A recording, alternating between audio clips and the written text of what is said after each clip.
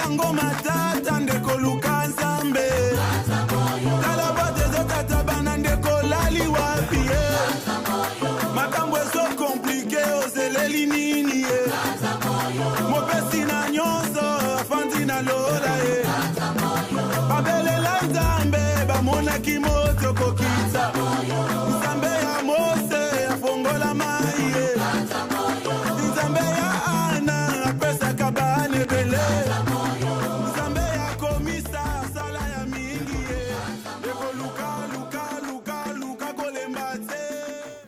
Bonjour chers téléspectateurs, nous sommes très heureux de vous savoir nombreux connectés en train de nous suivre, soit sur Fawafogo TV, soit sur Une âme pour Jésus. Nous avons la plateforme nous avons le réel plaisir de recevoir une fois de plus l'apôtre Glody Ibanda, l'apôtre de l'Église. Nous sommes là pour la deuxième partie de l'émission que nous avons commencé la fois passée, intitulée L'ordre et la discipline dans les sacerdoces. La fois passée, Tolobela qui les sacerdoces, l'ordre et la discipline dans l'Ancien Testament ou dans l'Ancienne Alliance. À développer, qui a développé. Lélo, nous sommes là pour la suite, pour que Tolobela, l'ordre et la discipline dans la Nouvelle Alliance. Bonjour, apôtre Glody. Bonjour, pasteur Chic. Mabaka. Continue à sujet Tobandaki. Lelo tozolobela l'ordre et la discipline dans les Nouveaux Testaments. Qu'en est-il par rapport à Makambolobaki dans l'Ancien Testament? Quelles sont les exigences? Qu'est-ce qu'il faut faire pour que Moutou a accédé à la sacerdoce dans la Nouvelle Alliance? Gloire à Dieu. Merci pour l'invitation. Merci pour ko lukabiso lisusu toya kopesa makanisi mbote na balandi nyonso na profiter na senga na bandeko s'abonner massivement na Inam avec Jésus na Fawafogo TV YouTube. La fois passée tolobaki que Nzambe na biso aza Nzambe a ordre mais Nzambe a désordre te.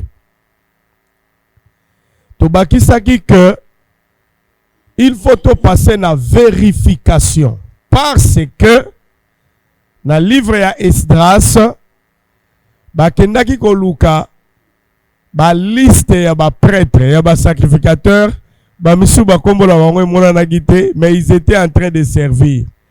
Alors ils étaient même exclus. Bah oui, non, bino bo service outé. Donc ceux qui ont moni ba exclure même ba sacrificateur mususu, c'est parce que musala oeza musala ya ordre, musala ya discipline. Ndebo tuna inga question discipline ngo ebanande to bité discipline fait banana ndenge ya kokotela. To pesa Exode 29 1 à 11 avant ba ordonner mutu. Ba kotisa mutu na sacerdoce wana ya kala. Ezalaki na ba élément ebele obiso to lekaki yango déjà. Mais la nouvelle alliance, la personne a consacré ou a ordonné dans l'œuvre de Dieu, il faut azala mutumoko bo vérifier kayamba ki Yesu. Yami bale alekaki na ba fermissement. Yami satu azali na connaissance aza formé. Yamine azali ko se conduire bien. Nde mutu wana bokoki koyamba ye na musala na Nzambe na nzela ya consécration pe na nzela ya ordination. Sentiment ezala te toboya kinde sentiment. Nyonso wana pour que l'ordre et la discipline aient régné. Au moni lelo, tout le monde a déploré, ça ne va pas. Église est comme sujet à bas scandale, sujet à bas moquerie. L'église du Seigneur n'est plus respectée. Moi, en tant que l'apôtre, pas n'importe quel apôtre. Moi, je suis l'apôtre de l'église. Donc, corps du Christ, où ils ont composé ensemble il y a l'église locale, c'est ça mon travail. Les nations, les Israël. Nga Israël est alingaité. ba nation pe balimbisa ngai évangélisation tokosala. Mais moi je balaye l'église. Moi je vérifie la santé de l'œuvre de Dieu. Je dénonce lorsqu'il faut dénoncer. J'encourage lorsqu'il faut encourager. Je fais le fouet comme Jésus lorsqu'il faut faire le fouet. Mais apôtre Glody, bah élément au cité on a pour que Moutoua quand on a sacerdoce dans la Nouvelle Alliance. Je crois que une fois le que Batumusu ba le apôtre Paul. Est-ce que fois l'andaka ba étape wana nouvelle naissance, affermissement, il y a certaines personnes oyo na souveraineté nzambe bako longwa na nouvelle naissance ba kemba la moko place nzamba ba mema bango. Pasteur ba français ba lobi on n'invente pas la roue. C'est pas un verset biblique. Il y a de principes. Mais dans chaque règle, vous pouvez aussi rencontrer des exceptions. Mais biso toda batako tambola na exception te. Il faut to tambola na ba règle na ba principe. On a na telemisi eza ba principe. Bato balingi batambola à l'encontre balanda ba exception. N'encourage et puis je n'aime pas être prédicateur des exceptions. Ngala boyi naza la prédicateur des exceptions. Balobi batunyo suba bongo la mitema yobite. Ngai la robongo ngate la romba mon bishop. Muto za na père spirituel te. Ngala za Melchizedek. Ngala za naza bougie atelema na mai na ye mobosa ni keza na liboko moko epelisaka bougie liboko moko ekotelemsa ekotengimsa bougie po mai ezbima liboko moko ekovandisa bougie nga naza moto na pela samba bula obosa ni ke eza na mutu ayaki na bakoni eza na mutu acheki makala non nga naza pasteur ya exception te bandeko. Moi je vous prêche le principe, la règle. Ok, principe, règle. Tout ce qu'on a en makambo ya discipline ou tozo le bien na nouvelle alliance. Makambo fait ça la mandeni par rapport à la discipline. Papa okotindi kangai na fungo la Bible. Apôtre Paul, le savant de la nouvelle alliance, l'apôtre qui a travaillé plus que tous les apôtres. Na école biblique nabiso na uti kotangisa sur les 13 épîtres de Paul. C'est là où j'ai respecté l'homme qu'on appelle Paul. Azamuta osagalate. Il a insisté sur l'ordre et sur la discipline. Mais discipline à liboso bandi et pas Seigneur Jésus-Christ yemoko na Matthieu 18. Matthieu 18. Matthieu 18. Ah, les lots gentil. Na lecture sur te bandeko ba loba na nga otanga te. Ndeko pe ya réalisation a aidé bandeko. Matthieu 18 kobanana 15 tila 18. Matthieu 18 verset 15 à 18. Oui. Si ton frère a péché, va et reprends-le entre toi et lui seul. Donc, d'abord, première procédure, le cas entre deux frères.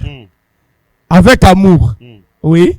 S'il t'écoute, tu as gagné ton frère. Oui, tu l'as sauvé. Mais s'il ne t'écoute pas, verset 16, prends avec toi une ou deux personnes. Deuxième étape, Luka Batumi Bale Tomi Satboken. Afin que toute l'affaire se règle sur la déclaration de 2 ou 3 témoins. Oui. Verset 17.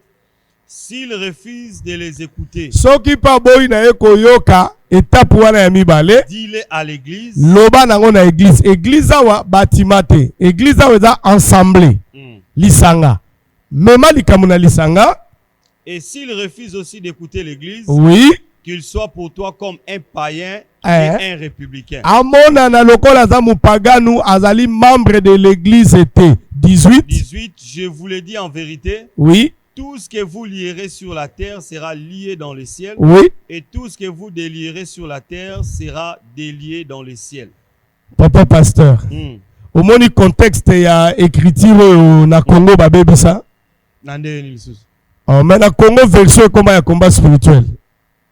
Oh. Comment tu peux expliquer comme ça ndeko ba landa biso ba quoi comprendre. Bon, c'est ça clair hein. O nyos to kangana se likolo pe kangam. Nini yango kangana se? So on a kangi malédiction, na c'est l'eau le kangi malédiction. Ah. So on a fongoli bénédiction, na c'est l'eau le fongoli. Mais à l'origine, il y a écriture. Et ça, il y a frère, il y a péchaki. Frère, il y a tchaki désordre. On a révélation, hein, Thomas. Et ça, révélation, c'est ça, rhématologie. Homilétique exégèse. Texte, contexte. Vous prenez un texte, en dehors de son contexte, c'est le prétexte. So Congo alingaraboui. Frère ya Sumuki, aza muto a désordre, ba pese conseil pas frère moko. Yogite 2 frères, 3 frères. Yogite yaka na ona lisanga soka boy, bo libéré, bo loba aza païen. Donc cet acte là, yangonde o bokangi na se. Ndenge bolobi frère ou aza païen, aza publicain, ngai pe na likolo na déclaré bongo. Ça disait ça. Rien à voir avec le chômage, Kobota, Balien, non.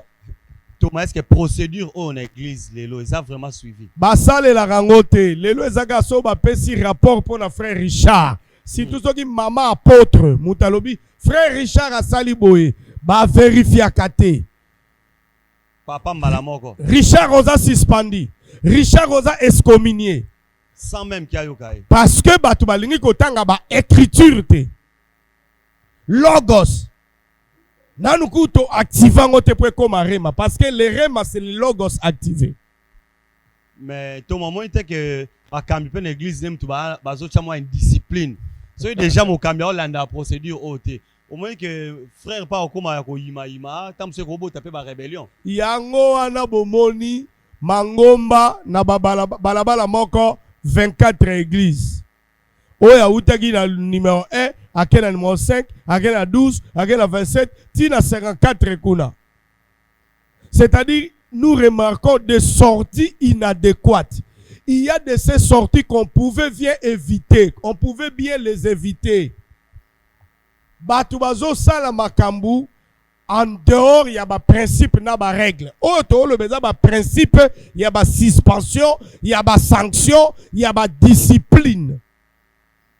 Loko l'église est comme li gablo na ye azotanga na ye bible te ba bengala ka mutu ndenge nini ba pemisaka mokambi ndenge nini azolanda na yango te azokoka pete côté ya l'ordre l'habillement dans l'église frère sœur na lingaka boye eza makambo yo lingaka boye te ezali makomi eloba nini mpona teni ya basi teni ya mibali teni ya ye moko ntoma ngai na koki koya na cherté na bajini katana kata fumbwa kilelo wana zangate apôtre de l'église na koya na couper na cherté muswa sali couper na yazolo beza bubu bo mona teza bubu eza bubu lata bubu na yo na nini lata bubu na yo soki place nini wana na ngindalo. La discipline et l'ordre commencent d'abord par les élites, Bakambi, ceux qui sont censés avoir la connaissance. Yemoka kozala modèle parce que abandako sala makambu na alima ya makomi. Kolo lingomba asala code de conduite ya lingomba, c'est la Bible. To landa yango ne to appliquer pe. Awa tozongi na maraba discipline.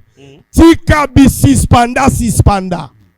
Papa, na sekisa yo na balandi. Oyebi nzambe azali na problème na archange moko komone Lucifer. Sikoyo nzambe alobi allez bolongola ye, bobengala ye. Je ne veux plus le voir ici. Mais Dieu était étonné. Chorale katani katikati. On dirait que nous avons un problème na chorale. Nous avons un problème na dirigeant chorale. Donc lorsque l'église, vous ne savez pas gérer la politique de la discipline, des sanctions, il y aura des départs. Au Simbi Berger, c'est lui le Kei. Au Simbi Extension à Kaouke Katani. Barope Balobi, aïe, Barope sa représentant. Ah, Watoli Gomone le soute. Ce qui pour l'andel yomona représentant yemoro excès de zèle. À vérifier à rapporter. Attention, celui qui travaille bien, Barbano funda ye mingi. Les accusés n'ont pas toujours tort. Arrêtez toujours de donner raison aux accusateurs. Bon, vérifiez dans l'église. Ceux qui ont la grâce, ceux qui prêchent bien, ceux qui aiment la vision, ceux qui soutiennent les visionnaires, Bazalara toujours combattu par des fainéants. Ça va faux rapport. Fainéant, si go le roi Zamakasi na prière te, Zamakasi na repé ça va dim. Papa, nazana $3,000 moko pour na voyage ozo kende na Mwanda. O futa billet avion ko kende na bisite. Biso ba kamitolinga batu ba pierre biso ba mbongo. Loko la pierre mbongo, soki pa ye na rapport. Facilement on dit. On dit o suspendre Berger Max. Nzoka Berger Max ye mutado simba ma solo. Berger Max muta maîtrise à la tempête. Vous devez gérer les conséquences. Papa la souki na wana kolobi sanga makambo belete. Alobaya nzeta mbila ba okate ekola. Ole kominze. Bokende ba msuba. Langage mabe, prophète Boumou crash apek sarabiso langage wana. Ngam na bande église. Église zandenga. Bino kasi so boke église yo kufa. Ba langage wana za ba langage ya batu ba yebi écriture te. Ya batu ma bondeli te. Mutu ma bondeli ayebi écriture. Sera devant le brebis, devant ma collaborateur, ma serviteur, devant bana molimo, azana ba langage ya papa. Na on a monté papa nanda kwa zolo bana sagesse netinga, na ebisi sagesse ibanda, je n'ai plus besoin de toi. Cette maison c'est moi. Mais le fils c'est la continuité du père. C'est lui qui chasse son fils, détruit sa propre sémence. Ça c'est fort, hein, le fils qui respecte le père trouvera les repères. Oui, papa, oza repère. Mais yo pe il faut yebake, sokyo ben obominga mwana yo, lobi na yo pesate, ngamutu na perpétuer kombo na yo. Donc, on a travaillé dans l'équilibre. Bana, respect na batata. Tata, la Bible dit, n'irritez pas vos enfants. Ok, merci. N'irritez pas vos enfants. Merci beaucoup, apôtre Glody. Tu rappelé, Bandeko, tu joindre ce psycho, toi, na apôtre Glody, Banda, Tozolobela. L'apôtre de l'église. L'apôtre de l'église, Tozolobela, l'ordre et la discipline dans la nouvelle alliance. La fois passée, l'obéla qui ancienne alliance, le lotoza, to fandi ming na nouvelle alliance. Mais apôtre Glody na nito songa na contexte ya Matthieu oyo, ba MC Bible lobi que mutsoa yo kite ke mona ye, bo solola na ye, benga batu, bo ke ensemble tina niveau considéré comme païen. Mais quels sont les cas oyo ezo poussé batu ba landa procédure o ba kanini en église to gérer on a lolenge o ba problème nini ba problème nini c'est ça négemoté à peine en plein moroté. Oui. Premier cas tozana ka ya un frère qui pêche contre un autre frère. Et ça la mingi frère moko en église a sengi mbongo to a defi mbongo ali ko zongisa te.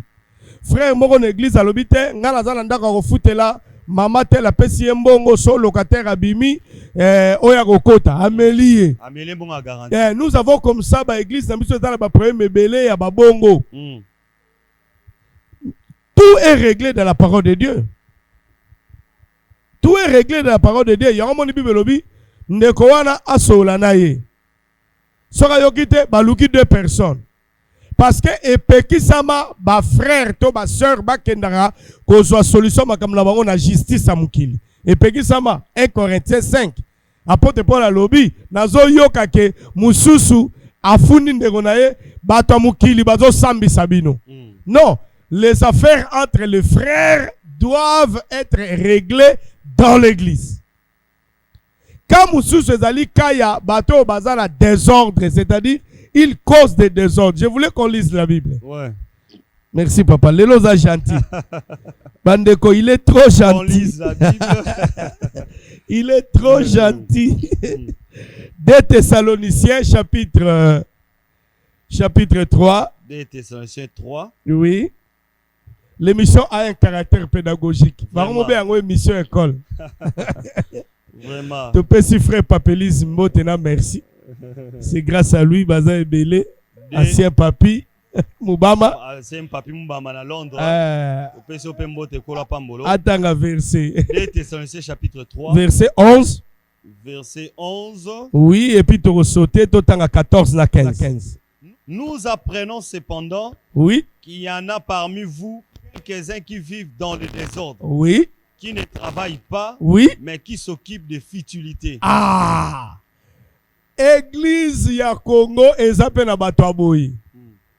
Baza bato désordre balinga kosala te. So bolobi culte sili nzamba pambola bino. Babimi te bakei te batelemi na kwe babandi su ba deuxième culte na ba troisième culte. Ser na kozwa 300 na kozwa 500 eye balate. Azo de fato ozo kabele. Ozo kabela. Baza bato ba désordre ba bato bazalaka to mona clarté na église. Mbongo kotie belé to yebite basala onini. Église to banaka na ye meta yenga komi. Aliko papa kende kingabwa ke luka musala ba société comme ozonga. Akota pena la 15e ria tambula bendie bazakuna. Mususu akata classe gaboy. Akomi siko muta désordre. Azana pelité. Akomi komi sana makasi. Mote ya kilti matinal. Bazabata ba désordre batuana. Balingi ba futilité. Qu'est-ce qu'il faut faire avec ces gens-là? Continuez papa. 14 et 15.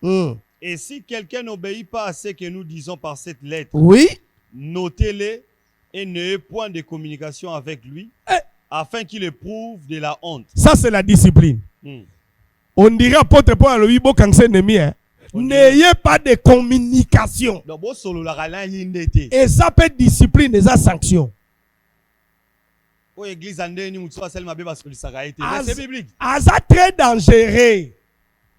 Azamuto désordre, alingi ba futilité.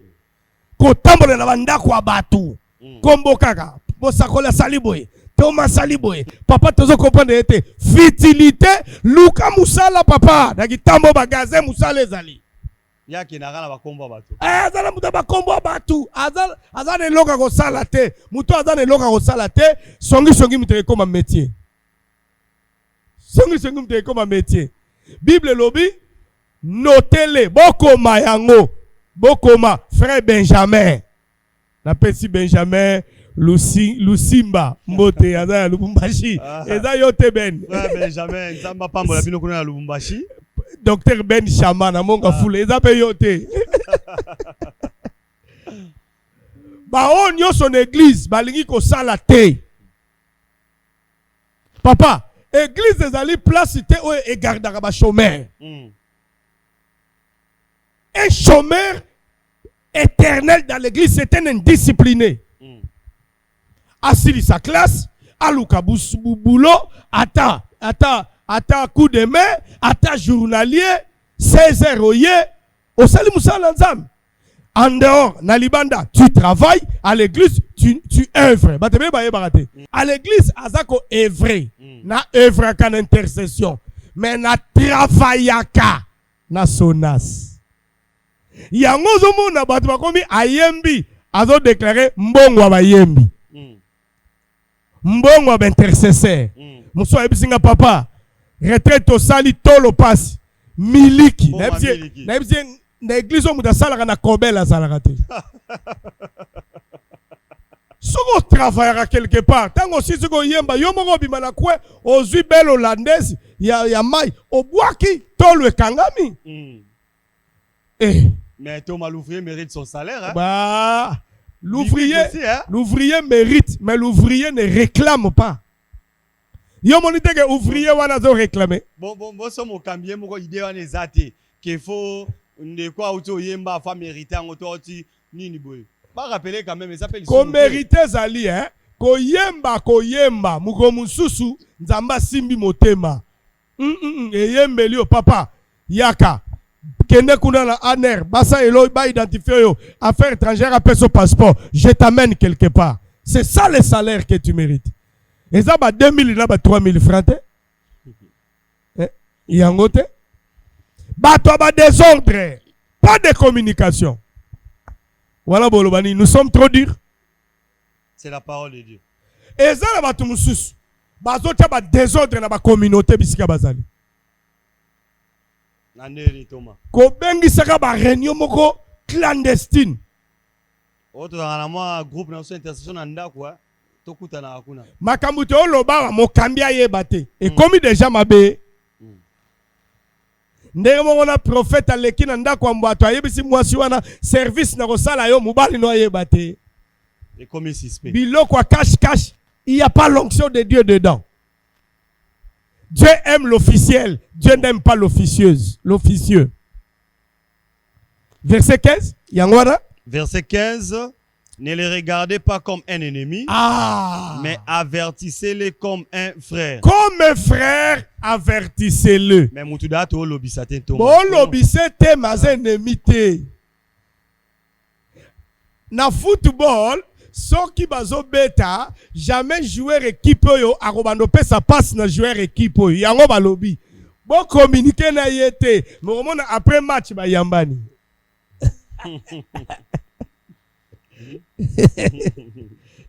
À part kaya bato aboy. Bato musu oh il faut to appliquer les bango discipline.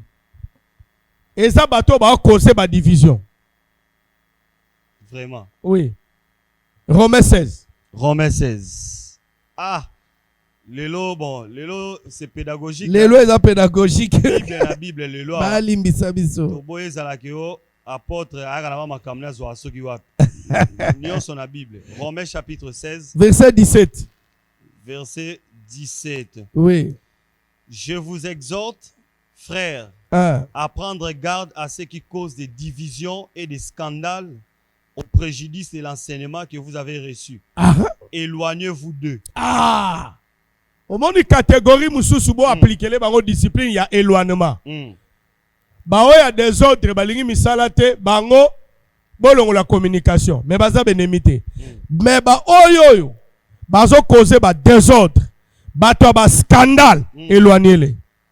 Ndongo mona, yo, awa li soute. To saleli yo pena lettre, to longoli yo na église yo, to transférer yo na église mususu. To kotindo pe pa bandeko na biso de way na linga bango mingi. Mote na bango. Ba excommunier. Bata de way mbote. Kolo apabola bino, bisika ba Holanda. Donc to longola pe berger assistant to tindi na armée du salut. Ya bandal. Soit na témoin de Jéhovah. Accueilli. To sommelier na sac pour akotaka champ chaque lundi. Tozo pesa bandeko wana nyo sumbote. Bon, bato des autres dans bas scandale. Bato des autres dans bas scandale. Ce qui cause des divisions. Ayeboy, kokota makambo vie ya bato. Pasteur, n'ayez pas pitié. C'est l'apôtre de l'église qui vous parle. Bato bazotia ba désordre, ba division. Tata, mutu muzuzu ye ba gagner kiye aye l'église. Mais ye nanu mema mutute mais abengana déjà 12 personnes. Ba bengana ka ba. Soka monika mutu moko ya malonga ye l'église, na suka ke kale. So nga kota la voiture, papa oza bien. Papa église oyo ye bien ngote, biso ba ancien. Sanza bezana ba ancien te papa tika batu. Tika batu. Église obiso batu banda. Tika batu obanda église nini. Ne commissioni. Ba peso carte ancienneté. Bango ba moni awanini. Kisoda ancien. Mutu musu pa ko ya si ma comme général. Bino motikali ka obiso ba okipe biso te bana to aka ba capitaine wa na sali 10 ans na peto. O sali 10 ans na peto yo. Yo ga siko comme c'est berger ndenge. Mituna otikala na peto wana pourquoi? Et problème ya batute. Oya zoya, azako se comporter bien. C'est un bon disciple. Le Père va l'aimer. Dieu va le faire promouvoir. Nzamba komaitsa e. Ke bana bata ba division, ba kosela batu makambo. Papa kuta lobaki boy, tela lobaki boy. Omona mususu soka ye, azo sentir lususu responsable protocole te. Yo na linga kote pona makambo na yo kaki. Mutozo tout isa batu mitu afandi wana balingake mingi. Secrétaire à pasteur. Chauffeur à pasteur. Moni batu na otanga. Ba songi ya minene. Bato bazaka na biso na voiture. Aoke ne tiko na Mariano oteya. bakombo bato papa jipe alobaki mama Martha zongisaki mais oyo alobaka alobaka ngo te. Thomas osali nanu attention te ngomsa ko memo bandimie. Aza dangereux. Aza dangereux. Tikanga moko na mona ba dangereux. Boniko. Na cheyo aner nanga. Vraiment. Oh. Mais ba kambi pe boni ba to bongo mingi Te bango bazali omona ayebisi ma passé. Nazomona papa Claire te na sœur Marguerite. Vraiment. Ndozo mona ba ma passé nde bazala l'église bakoma bibanga banga. Méfiance na. Bamona se wala ti kabelo pembe wana mbanda. Wana kuna ennemi. Keba na mona ki amemelaki papa Masangu batumba na nguba. Oh ngala mutu abandundu so Masangu na ngube ye babakisi na opire. Na komenda ko lia bongo la sali. Donc baza batu papa soka lia na ndako te mikolo na bureau bazo salele ba maki ba tia ba sardine. Que bana batu bongo éloignez-vous d'eux. Bata désordre. Bango babaki éloignement, ce qui cause de désordre et de division. Bata ba scandale. Berger. Yo mo visionnaire au sentate mais berger azo sentele yo bana. Oh papa. Non solo belo rote yo mo pe mo comme belo. Non ngala zo ye ba te ko sutuka kaka boy. Kun. Éloigné papa. On landangolu te la grâce est trompeuse. Amen. Ye kam tate ya kabie. Kam ta sala ba papa. Dieu remplace le meilleur par le plus meilleur. Aïe. Je recommence la phrase. Dieu remplace le meilleur par le plus meilleur. Papa nzabaza grand coach nzabaza entraîneur na bino te azolongola mutu ayeba abeti bi akotisi mbwa. Awe église en kolo papa tobanga ba dono ote tobanga ne donateur. Vraiment. Ezala mutu pesa ki odon wana lokolo za de tamboli ya mabe vaika. Vaika. Thomas, en tout cas c'est trop fort Makamuto Zoloba. Je pense que par rapport à Makambo Onyo surtout bakambi ya l'église pe bana grande part ya responsabilité par rapport à Makambo faut ça là. Oui. Ba s'abonner massivement. Ce qui te bengi session ya formation na école biblique école de fait venez. Surtout que notre école c'est gratuit. Tu rappelles pe bandeko apôtre Glody aza dispo invitation pour la conférence l'église. Sans condition. Nous venons sans condition. Sans condition, ils allaient rater. Ils allaient rater. Soko bengiye akoya na ye ako tenir conférence na ye donc. Tomanda lo ba papa bakambi. Papa pasteur bakambi baye ba Bible, bakambi batanga Bible, bakambi balanda makamto zolo babalongola sentiment. Tobanda na ye kala. Ye tombona na ye pasi. Na koma na nyongo na ye. Non, musala nzambe makambo wana te. Kaya suka il faut to appliquer discipline. Ce sont des hérétiques. Bango bazana Tite chapitre 3 verset 10. Tite chapitre 3 verset 10. Lelo to na Bible. Lelo za gentil, bo se prelaye. Tite chapitre 3 verset 10. Tite 3 verset 10. Éloigne-toi après un premier et un second avertissement. C'est lui qui provoque des divisions. C'est lui qui provoque des divisions. Éloigne-toi de lui. Éloigne-toi de lui. Oui, ça verset à Makambo Toloba qui a éloignement. Azo créé ba division. Azo créé ba division. Enseignement nae na ba makamne azo loba. Batu ya ba hérésie. Je vais chercher l'écriture pour les gens des hérésies. Bato bate ya kama B. Bate ya kama te ya ma B. Baza ba spécialiste ya ba erreur doctrinale. Baza pe bato ya ko appliquer discipline. Ko pesa e micro te ko lobisete. Wana siko il faut bacha discipline ngona corps du Christ. Bato ebele baza wana po ba bungisa bato. Na olukela bango écriture na bango. J'ai écrit ça quelque part. Je vais retrouver cette écriture. Ya bato ba hérésie. Mais apôtre Glody, comment expliquer yone mokambi ya etonga au pesi mutu micro à l'équipe bosso pour na oloba ba hérésie est-ce que ozaki sur na yeteto mutu ataki te obito lexeka atika leta. Papa, fanatisme nde fanatisme cher et baby na fanatisme nazo préféré na pesa cher na mutoyo aza na krish ezala maite loko aza piringa na lexi aza piringa aza leki nanga aza ndeko nanga aza boy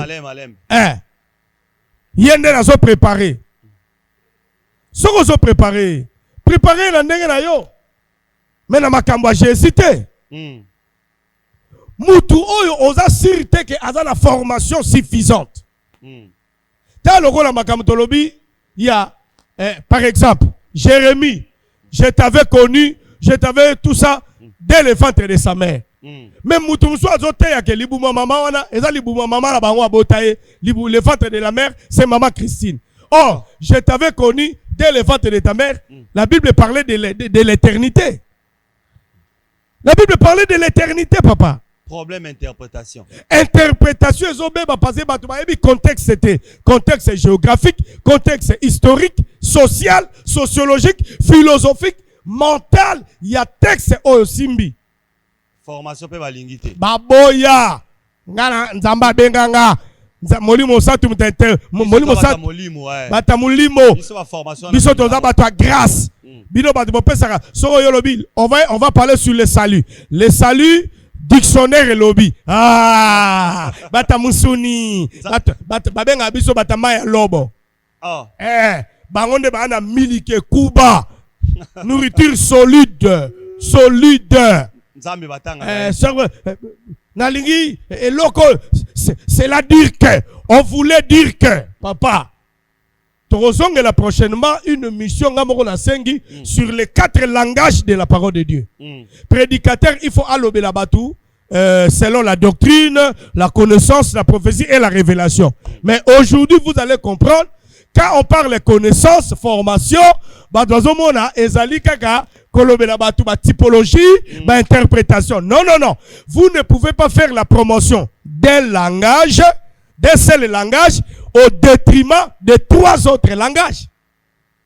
L'obéla bisopé évangéliquement, c'est la pemakasi prophétiquement, yebapé doctrine, simba doctrine, les fondamentaux. Papa, yobanika ba révélation. Au mon appel, moutawani côté makambote karaye muta comprendre. Bah c'est belé. Makambazo loba sokika bolobi amen. Bobimi libanda kuna boye basuta loba kini. Amataki apumbwaki me batu basimbi côté. Les gens ne sont pas édifiés, l'église n'est pas bénie, l'église n'est pas bâtie na ba révélation. Et puis si tu prêches les révélations, ça la peine à puissance na onction lokola Branham. Branham avait la révélation, Branham était prophétique, mais Branham était puissant. Branham guérissait, Branham délivrait, c'est-à-dire le Seigneur l'utilisait puissamment. Ozo finga Branham, mais ozo tanga brochure, ozo pena nguyate. Tolingi biloko wanate. Mais ça était le Maranamakolo 4. La révélation, la prophétie, la connaissance et la doctrine. Mais nyoso il faut par écriture et à la soubassement puissance est à la démontrer. Puissance est à la démontrer. Donc nous décourageons les hérésies et les hérétiques. Toi la bango besoin te oya yebi biete ayekola. Ça ne sert à rien de continuer.